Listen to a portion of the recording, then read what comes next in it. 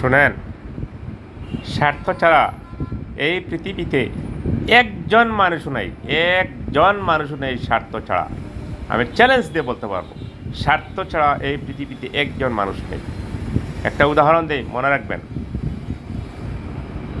যখন শীতের দিন রোদ উঠে, তখন আমরা সবাই রোদকে ভালোবাসি, আমরা রোদে গিয়ে দাঁড়াই, শরীরে গরম লাগাই, ঠিক আছে।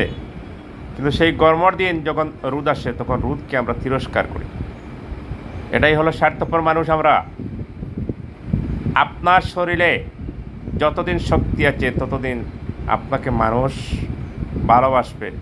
যতদিন আপনাকে মানুষের প্রয়োজন হবে, ততদিন আপনাকে মানুষ ভালোবাসবে। যখন আপনার প্রয়োজন নেই, তখন আপনাকে মানুষ ভালোবাসবে না। এটাই স্বার্থপর মানুষ। আমি রোদ দিয়ে উদাহরণ দিচ্ছি। শীতের দিনে রোদকে ভালোবাসি, গরমের দিনে আমরা রোদকে তিরস্কার করি।